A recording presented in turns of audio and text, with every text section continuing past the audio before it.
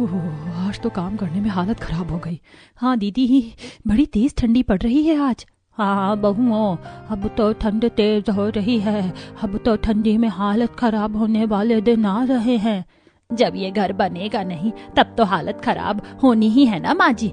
देखो तो, एक तो हमारा एक कमरे का घर, ऊपर से इतना ठंडा। मेरे तो हाथ पैर ठंड से अभी से सुन्न पड़ने लगे हैं। आगे ना जाने क्या होगा। माँ जी, मैं अभी भी कह रही हूँ, घर के मर्दों को कहो कि पैसे जमा करके घर बनवा दे। देखो ना, हमारी कितनी बड़ी फैमिली है और हम कब तक इस छोटे से एक कमरे के मकान में एडजस्ट करेंगे। हाँ कांति और सुमित्रा बहन बहुएं सही तो कह रही हैं, बच्चे बड़े हो रहे हैं और घर में जब इतने लोग हैं तो प्राइवेसी तो चाहिए ही। तुम कब आई सुषमा? जस्ट अभी ये लोग गाजर का हलवा देने आई थी। ठंड में गाजर के हलवे का स्वाद कमाल लगता है, तो सोचा तुम्हारे यहाँ भी थोड़ा दे आऊं। धन्यवाद बहन, बहुत अच्छा किया, ले आई। वैसे बहन, ठंडी ज्यादा है, घर बनवा लोगी तो अच्छा है। देखो ना तुम्हारी बहुएं कितनी मर मर कर काम करती हैं, थोड़ी तो ध्यान दिया करो उन पे। ठीक है, मैं देखती हूँ। थैंक्स हलवे के लिए। सुषमा वहां से चली जाती है। ऐसे ही कुछ दिन बीत जाते हैं। ठंडी पहले से और भी ज्यादा बढ़ जाती है और घर वाले और भी ज्यादा परेशान हो जाते हैं। भाभी, आज खाना आप निकाल दो ना, बहुत तेज ठंडी लग रही है मुझे। घर में कोई गर्म जगह नहीं है, इसीलिए अब इस कोने से उठने का मन ही नहीं कर रहा मेरा। कोई बात नहीं, हम समझ सकते हैं इस ठंडी में बिना रजाई, गद्दा और स्वेटर के रहना कितना मुश्किल है। बुआ, मुझे भी अपने पास रख लो, बहुत ठंडी है। हाँ बुआ, मैं भी आपके पास ही बैठी रहूंगी। वैसे भी चिपक कर बैठने से ठंड कम लगती है। क्यों, ऐसा तुम्हें किसने कहा? हमारे स्कूल में हम एक बेंच पर कभी कभी 4 लोग बैठते हैं ना, तो ठंडी बिल्कुल नहीं लगती बुआ, इसीलिए। जिसके बाद नीतू दोनों बच्चों को अपने पास चिपका लेती है। वहीं दोनों बहुएं ठंडी में बहुत परेशान होकर घर का सारा काम कर रही थी और परिवार बड़ा होने के कारण रात में सोने के लिए बिस्तर भी कम रहता था। ओढ़ने के लिए सिर्फ चादर और कंबल थे, रजाई भी नहीं थी, जिस कारण और परेशानी होती थी। अरे मैं तो तंग आ गया हूं ये रोज रोज के चादर कंबल की खींचतान से। और नहीं तो क्या भैया, मैं भी परेशान हो गया हूं। अब रोज ये लोग चादर खींच लेते हैं और हम ओढ़ नहीं पाते। पापा, चाचा, अब हम क्या करें? घर में बिस्तर कम है तो ये लोग घर का ध्यान ही नहीं रखती हैं। भूलो मत, कमाने आप जाते हो, हम नहीं। अगर मैं कमाने जाती तो अब तक घर की काया पलट चुकी होती, हर सुख सुविधा होती। जैसे कैसी भाभी? सबसे पहले तो ये घर सही करवाती। देखो तो कितना छोटा घर है, एक कमरे में हम सब आराम से सो भी नहीं पा रहे हैं, कितना कंजेस्टेड है। और अगर हम कुछ बोल दें तो सारा बिल हमारे ऊपर फाड़ना है। रागिनी की बात सुनकर सब चुप हो जाते हैं और ठंडी में जैसे तैसे ठिठुर कर सब कांपते हुए सोते हैं। ये उनका एक दिन का नहीं था, इस घर में रोज की वही कहानी थी। एक शाम में, आजकल तो वाकई ठंडी बढ़ गई है, इसीलिए कह रही हूँ घर बनवा दो। अब तो मैं भी आप लोगों को घर बनवाने के लिए बोल बोल कर थक गई हूँ। अब तो आप लोगों के कान पर जूं भी नहीं रेंगती। अरे कुछ पैसे आने वाले थे, मैं सेठ जी से बात करता हूँ।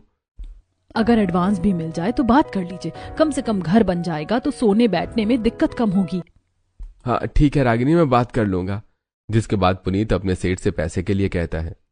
अरे देखो भाई पुनीत, तुम्हें पता है कि यहाँ की हालत कितनी खराब है और तुम डेली 100 रुपए दिहाड़ी ही तो करते हो। अब इसके लिए मैं एडवांस भी तो नहीं दे सकता ना, और तुम जो पैसे मांग रहे हो ये छोटी रकम नहीं है। पुनीत निराश होकर वहां से चला जाता है और अब डबल दिहाड़ी करने लगता है ताकि घर बनवाने के लिए सच में पैसे इकट्ठे किए जा सके। वहीं राघव भी अपने तरफ से पूरी कोशिश कर रहा था। अब आप लोग चिंता मत करो, कुछ ही दिनों में हमारा घर भी बनकर तैयार हो जाएगा। वाह, फिर तो हमें ठंडी से परेशान नहीं होना पड़ेगा। ऐसे कुछ दिन बीतते हैं और पुनीत और राघव डबल मेहनत करके कुछ पैसे इकट्ठे करते हैं। माँ, पापा, मैंने और राघव ने कुछ पैसे इकट्ठा किए हैं घर बनवाने के लिए, लेकिन इसमें 20,000 रुपए कम है। अगर वो हो जाते तो घर बन जाता आराम से। अरे बेटा ठीक है, मैंने भी काम करके कुछ पैसे बचाए हैं। हमारा घर बन जाए और क्या चाहिए। जब चाहिए होगा बता देना, दे देता हूँ। ठीक है पापा, मैं कह दूंगा। दोनों भाई मिलकर सारा पैसा जमा कर लेते हैं। भैया मैं सोच रहा हूँ कि क्यों ना हम कल ही ठेकेदार को घर का ठेका दे देते हैं। अब ठंडी भी तो बढ़ती ही जा रही है ना। हाँ, और वैसे भी पैसे आने में समय लगता है, जाने में नहीं। इससे पहले कि दूसरे काम आए ये काम निपटा लेते हैं। दोनों भाई अगले दिन ठेकेदार के पास जाने वाले थे, लेकिन रात में। हाय दया रे, मर गई बोली अम्मा। ठंडी से हाथ पैर जब गए, मेरी नसें नीली पड़ गई। तेज ठंडी लग जाने के कारण कुसुम दादी को बुखार, जुकाम, कमजोरी सब साथ में आ जाती है और 80 साल के होने के कारण उनका शरीर इतना परेशानी एक साथ बर्दाश्त नहीं कर पाता। अरे मुझे तो लगता है दादी को एडमिट करना पड़ेगा, वरना दिक्कत हो जाएगी। हाँ, जल्दी लेके चलो इन्हें। आज ठंडी भी बहुत ज्यादा है और ठंडी में ऐसे उम्र के बुजुर्गों के साथ अनहोनी होना कोई बड़ी बात नहीं है। दोनों बेटा पोता कुसुम को अस्पताल ले जाते हैं, जहां रात भर कुसुम जी डॉक्टर की निगरानी में रहती हैं और अगली सुबह। अरे आप लोगों की दादी कितनी बुजुर्ग है, इन्हें ज्यादा केयर की जरूरत है और ठंडी जगहों पर से तो बिल्कुल भी इनको दूर रखिएगा। कल आप इन्हें सही समय पर ले आए, वरना इन्हें बचाना मुश्किल हो जाता। Thank you doctor, thank you so much. अभी ये 2-3 दिन यहीं पर अंडर ऑब्जर्वेशन में रहेंगी, इसके बाद आप इन्हें ले जा सकते हैं। इसके बाद दादी ठीक होने तक अस्पताल में भर्ती रहती हैं। वहीं सुमित्रा एक दिन छत पर गोबर के उपले बना रही थी। तुझे याद न मेरी आई, किसी से अब क्या कहना। इतनी ठंडी में काम करते हुए गाना गाकर मन बहला लो तो ठंडी गायब ही हो गई। लगी नहीं रहा कि ठंडी है। चलो अब जल्दी से ये सारे सूखे उपले में नीचे ले जाती हूँ। जिसके बाद सुमित्रा जी सिर पर उपले की टोकरी लगकर बांस की सीढ़ी से नीचे उतर रही होती हैं और उनका पैर फिसल जाता है और वो डायरेक्ट नीचे धड़ाम से आ गिरती हैं। अरे अम्मा, मर गई, मेरा पैर टूट गया रे। कोई मुझे अस्पताल ले जाओ, कोई तो दवाई कराओ। दोनों बहुएं, नंद, पति सब वहां आ जाते हैं और छगन जी और राजेश जल्दी से उन्हें अस्पताल ले जाते हैं। नी में इंजरी आई है, कम से कम 1 महीना रेस्ट देना है और एक माइनर सर्जरी होगी इनकी। डॉक्टर साहब, चाहे जो करो, आप बस माँ जी ठीक हो जाए। जिसके बाद डॉक्टर सुमित्रा की नी सर्जरी करता है और राघव और पुनीत ने जो भी पैसे घर में बनवाने के लिए कमाए थे, सब अब सारे दादी और माँ की दवाई में खर्च हो जाते हैं। कुछ दिनों में दोनों अस्पताल से डिस्चार्ज होकर घर आ जाती हैं। अच्छा हुआ आप लोग ठीक हो गए। मेरे बच्चों, तुम इतने दिन से घर बनाने के लिए मेहनत कर रहे थे और देखो, हमारी बीमारी की वजह से सब पानी में बह गया। माफ कर देना मुझे। अरे दादी, कैसी बात करती हो? इंसान के प्राण हैं तो सब है, वरना क्या होगी ऐसी सुख सुविधा। जिसके बाद दोनों बहुएं अपनी सास का और दादी सास का खूब ख्याल रखती हैं, लेकिन ठंडी बहुत ज्यादा थी, जिस कारण सास और दादी सास की तबीयत ठीक होने का नाम ही नहीं ले रही थी। अगर अभी कोई गर्म जगह होती तो आराम से दादी और माँ की रिकवरी होती। घर में रजाई गद्दा भी तो नहीं है। सारा दिन हम घर के सारे कपड़े इन्हें उड़ा देते हैं, फिर भी देखो ठंडी है कि कम होने का नाम ही नहीं ले रही। घर में परेशानी जो एक बार शुरू हुई तो खत्म होने का नाम ही नहीं लेती है। वहीं घर के बाकी मेंबर्स को भी रात में ठिठुर कर सोना पड़ता है। बच्चों की भी हालत खराब हो जाती है। एक दिन में भी बहुत तेज से ठंड पड़ रही थी। घर में कितनी ठंडी है मम्मा, मैं तो जम जाऊंगा। ये घर वाले स्वेटर भी नहीं देते। इतना कहकर रिंकू बाहर चला जाता है, जहां वो हमेशा की तरह पपी के साथ खेलने लगता है और पपी ठंडे में जैसे गड्ढा करके सोते हैं, रिंकू भी उसे देख ले रहा था और वैसे ही जमीन में गड्ढा करके सो जाता है, जहां उसे बहुत गर्मी महसूस होती है। ये रिंकू कहाँ चला गया? सुबह से गायब है, मिल ही नहीं रहा। तभी रिंकू घर आता है। मम्मा पता है, आज मैं पप्पी के साथ खेल रहा था और वो जमीन में गड्ढा करके सोता है, तो मैं भी वैसे ही उसे देख कर सो गया। इतनी प्यारी नींद आई, इतना गर्म था वो जगह, बता नहीं सकता मैं। बहुत मजा आया। इतना गर्म तो चादर ओढ़कर भी नहीं लगता। बेटा वो जानवर है और तू इंसान है। अब बाहर ना दिख जाना, वरना बहुत मार पड़ेगी। चाची, जैसे रिंकू भैया जमीन में गड्ढा करके सो रहा था, गर्मी लग रही थी, तो हम तो जमीन के नीचे घर बना सकते हैं ना, गर्मी भी नहीं लगेगी। सोचो ना कितना बढ़िया होगा। हाँ, ये आइडिया तो काफी अच्छा है, लेकिन बड़ा अजीब है। जमीन के नीचे कौन रहता है? रागिनी और पिंकी आपस में बात कर रहे थे, तभी वहां राघव आता है। अरे भाभी, हमारे गोदाम में बेसमेंट बना है। जब ठंडी ज्यादा लगती है तो हम बेसमेंट में काम करते हैं और घर में भी वैसे ही अंडरग्राउंड कमरे बना सकते हैं। हाँ, लागत भी नहीं लगेगी, गड्ढा ही तो खोदना है। जमीन के ऊपर बनाने के लिए ईंट चाहिए, सीमेंट चाहिए, बहुत खर्चे हैं। बहुओं को ये सब आइडिया अच्छा लगता है। हाँ, ये ठीक रहेगा। वैसे भी जेठानी जी और माँ जी की तबीयत ठीक होने का नाम नहीं ले रही और जब तक गर्माहट नहीं मिलेगी, रिकवरी कहाँ से होगी। सभी के सुझाव बात मानकर दोनों बहुएं अब तय करती हैं कि वो अंडरग्राउंड 2 कमरे बनवाएंगी, जिसमें दादी सास और सास के सोने की व्यवस्था होगी, ताकि वो जल्दी से ठीक हो जाएं। भाभी, आप वो काम कर लो, मैं घर संभाल लेती हूँ। आप भी कितना मैनेज करोगी? नीतू अब घर के काम देखती है और श्वेता और रागिनी अपने पतियों के साथ जमीन में गड्ढा खोदने लगती हैं। तकरीबन 18 से 20 फीट का गड्ढा खुदवाती हैं। अरे बहू, इतना बड़ा गड्ढा का क्या होगा, इंसान डूब जाए इसमें तो। पापा जी 2 मंजिला अंडरग्राउंड कमरे बनेंगे, इसमें एक माँ जी के लिए और दूसरा दादी जी के लिए, ताकि दोनों आराम से बिना किसी डिस्टरबेंस के रेस्ट कर सके और उन्हें परेशानी ना हो। बहू के रूप में देवी मिली है। कुछ ही दिनों की मेहनत में दोनों बहुएं 2 मंजिला कमरा तैयार कर देती हैं।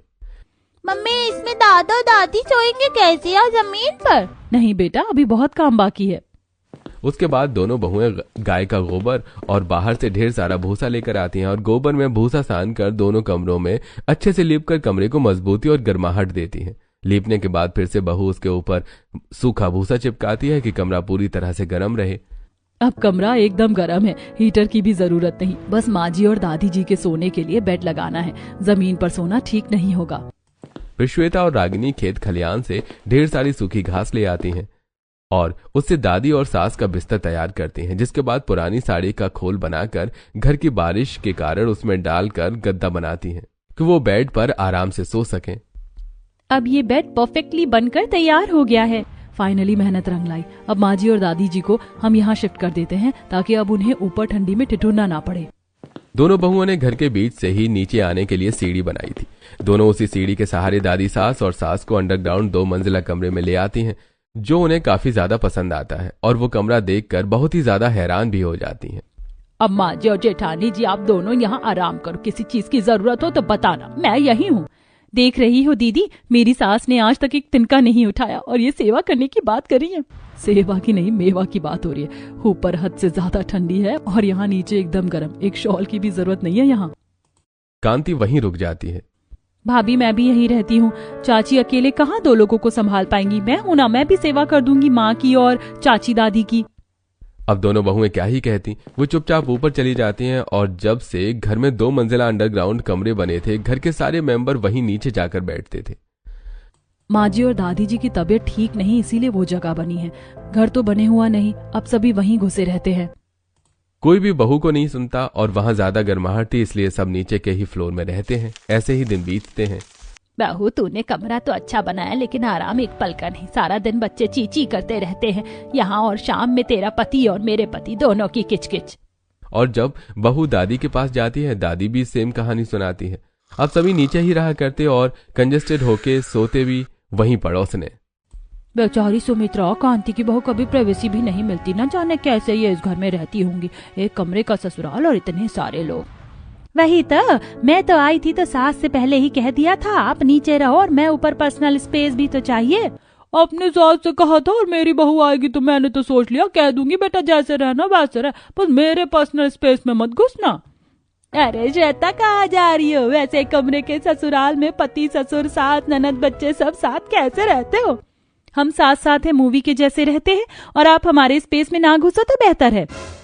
स्पेस में घुसने के लिए स्पेस रहना जरूरी है, जो यहाँ है ही नहीं। सारी पड़ोसनें हंसने लगती हैं और दोनों बहुएं उदास होकर वहां से चली जाती हैं। वहीं घर पर नीचे के दोनों कमरों में घर वालों ने मेला लगा रखा था और कांति भी अब इरिटेट हो रही थी। भाई, ऐसा है कि जेठानी जी और सासू माँ को स्पेशल ट्रीटमेंट, मुझे भी अब अपना घर चाहिए। पूरी जिंदगी मैंने कोऑपरेट किया इस एक कमरे में, लेकिन अब ऐसा गर्म कमरा मुझे भी चाहिए, और जब दीदी का हो सकता है तो मेरा क्यों नहीं? हाय दैया, अब ये अलग परेशानी। माँ की जिद देखकर मेरा तो माथा चकरा रहा है। अरे बेटा, अगर टेक्नोलॉजी देखी जाए तो अब हमारी फैमिली काफी बड़ी हो गई है। कांति तो कमरा मांग रही है, लेकिन 2 फ्लोर का घर होना चाहिए जिसमें दोनों फैमिली आराम से रह सके। दुनिया भी ताने देती है कि एक कमरे में सब खिचड़ी बनाए पड़े हैं।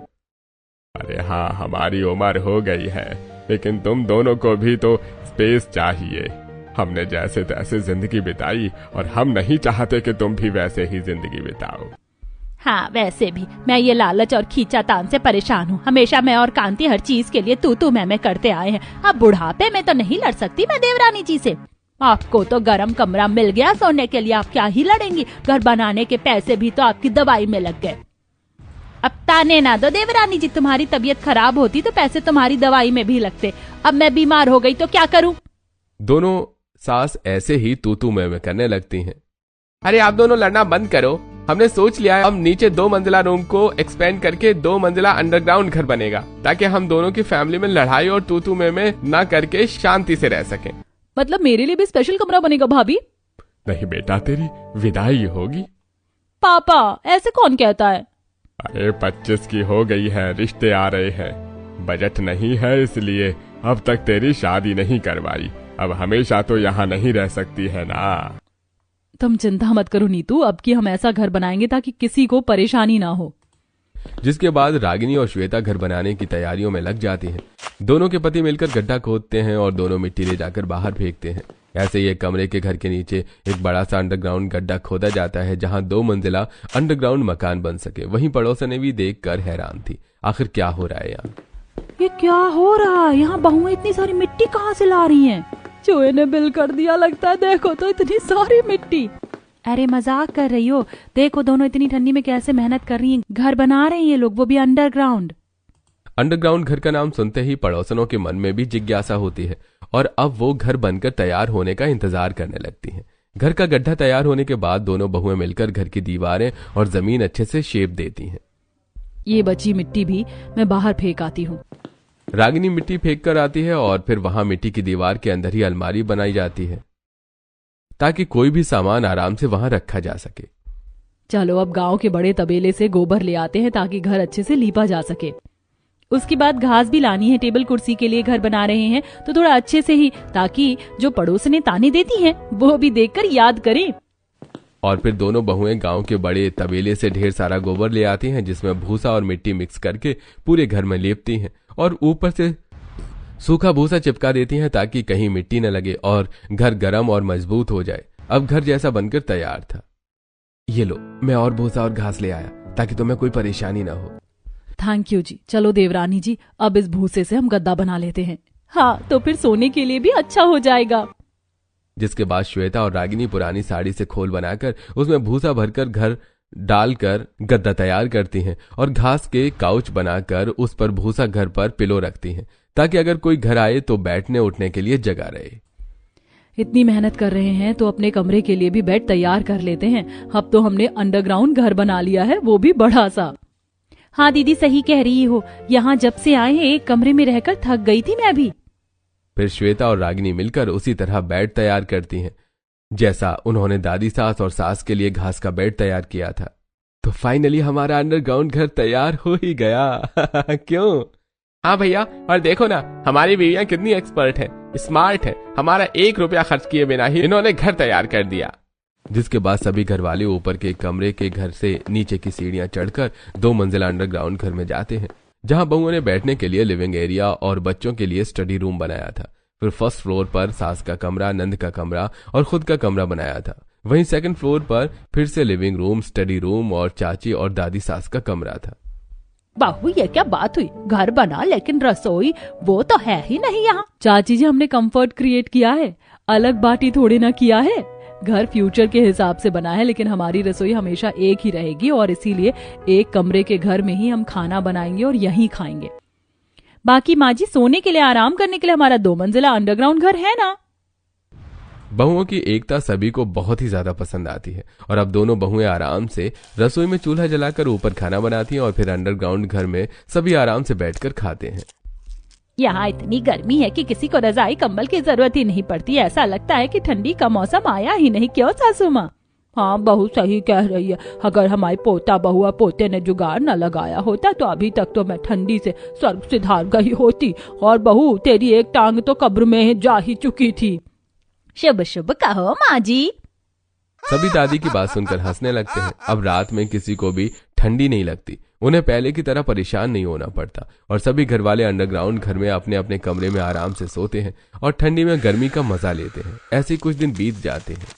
क्या बात है बहुओं, आजकल तुम लोग बाहर दिखाई नहीं देती। हमारी बातें ज्यादा बुरी लग गई बहू, तो माफ करना। नहीं नहीं आंटी जी, आपकी बातों का बुरा मानकर कौन सा मुझे अंबानी बन जाना है। कोई बात बुरी नहीं लगी, बस बिजी थे। वैसे आइए ना कभी हमारे अंडरग्राउंड घर में चाय पीने। अंडरग्राउंड घर में चाय पीने? चाची जी मैं बताना भूल गई, इन्होंने घर बनाया है अंडरग्राउंड। चलो देखते हैं हम भी कैसा बनाए। वैसे चाय ज्यादा बनवाना, वो क्या है ना, तुम्हारे घर में ठंडी बहुत लगती है। हाँ अब तुम आओगी तब पता चलेगा ठंडी कहाँ ज्यादा है। फिर दोनों बहुएं अपने घर चली जाती हैं। वहीं शाम में सारी पड़ोसनें तैयार होकर दोनों बहू के 2 मंजिला अंडरग्राउंड ससुराल में चाय पीने के लिए आती हैं। आइए आइए, आप लोग चलो, मैं आपको नीचे ले चलती हूँ, तब तक श्वेता चाय बिस्किट ले आएगी। रागिनी एक कमरे के ससुराल से नीचे के घर का जमीन में लगा दरवाजा खोलती है। ये तो जैसे खुल जा सिम सिम है। यहाँ तो सीढ़ी भी, अरे लाइट है या नहीं, वरना मैं गिर जाऊंगी। चलिए तो सही, सब है। जिसके बाद सारी पड़ोसनें एक एक करके नीचे उतरना शुरू होती हैं। सीढ़ियों पर हर जगह लाइट थी और उन्हें सीढ़ियां साफ साफ दिखाई दे रही थी।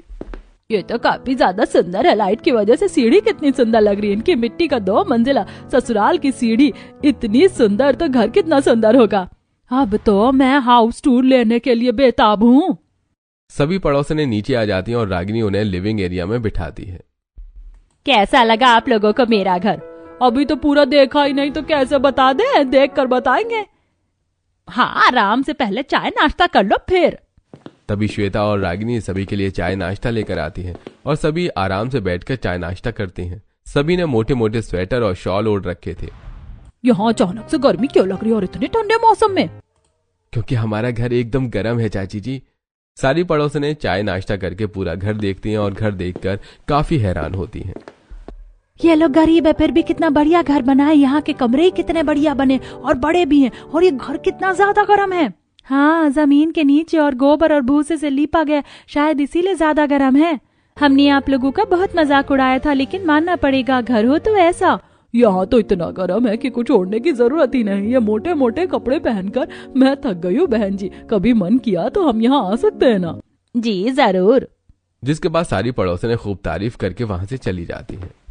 देखो दीदी, आज तक जो पड़ोसनें बात नहीं करती थी, अपने घर कभी चाय पर नहीं बुलाती थी, क्योंकि हम गरीब है। हमारा 2 मंजिला अंडरग्राउंड घर बनते ही उनके राव रंग बदल गए। देखो तो छप्पन चूरी मीठी बोली में बदल गई। बहू, तू तीखा बोलती है लेकिन सच बोलती है। पड़ोसनें सच में बदल गई। अब घर वाले बहुत ही खुशी से रहते हैं। दोनों के पति ज्यादा तो नहीं कमाते थे, लेकिन जितना कमाते थे उससे उनका घर आराम से चल रहा था। वहीं बच्चों को पढ़ाने के लिए भी अंडरग्राउंड घर में काफी ज्यादा स्पेस मिल जाता था। एक दिन, अरे नीतू के लिए रिश्ता आया है, सोच रहा हूँ कि हाँ कह दूं, लेकिन परेशान हूँ कि शादी का खर्चा कहाँ से आएगा। अरे ताऊ जी, आप चिंता मत करो, सब मैनेज हो जाएगा। हाँ पापा, आप टेंशन न लो। हमने घर बनवाने के लिए जो पैसे बचाए थे वो खर्च होने के बाद फिर से सेविंग स्टार्ट की थी कि घर बनवाना ही है और परेशानी नहीं देनी। लेकिन तब तक हमारी बीवियों की मेहरबानी से एक बढ़िया सा घर तैयार हो गया और हमारे पास पैसे बच गए, तो हम दोनों भाई ने सोचा कि क्यों ना वही पैसे हमारी नीतू की शादी में लगाएं। इसलिए हम सेविंग्स कर रहे थे। मतलब सच में मुझे भगाने वाले हो? अभी अभी तो मुझे खुद का कमरा मिला था। वो आप टेंशन ना लो, हम किड्स रूम में ही रहेंगे। आप जब आना तो अपने कमरे में रहना आराम से। हाँ, मेरी गुड़िया रानी कितनी प्यारी बातें करती है। एक इस घर के बच्चे ही हैं जो मुझसे इतना प्यार करते हैं। आप तो मेरी शादी करवाने पर ही लगे हो। लाडो, कभी ना कभी तो विदा होना ही है ना, टेंशन ना ले। शादी के बाद 2 घर हो जाते हैं, डबल प्रॉफिट। दादी की बात सुनकर सब हंसने लगते हैं। छगन जी ने बेटी के लिए बहुत ही अच्छा घर परिवार देखा था और जब लड़की वाले नीतू को देखने आते हैं तो वो बहुओं को बनाया 2 मंजिला अंडरग्राउंड घर देखकर इम्प्रेस हो जाते हैं और बिना 1 रुपया दहेज के शादी फिक्स कर देते हैं। अब हम बहुत खुश हैं कि नीतू दीदी को एक अच्छा परिवार मिल रहा है। अच्छा हुआ बेटा, तुम दोनों ने इतना बढ़िया घर बना दिया। ठंडी में मेहमानों को ठंड भी नहीं लगेगी, जो आएगा आराम से रह सकता है। स्पेस भी है मेहमानों के लिए। कुछ ही दिनों में नीतू की शादी की डेट निकल जाती है और दोनों भाई घर के लिए बचाए पैसों से बहन की शादी करते हैं और नीतू को भी खुशी से विदा करते हैं।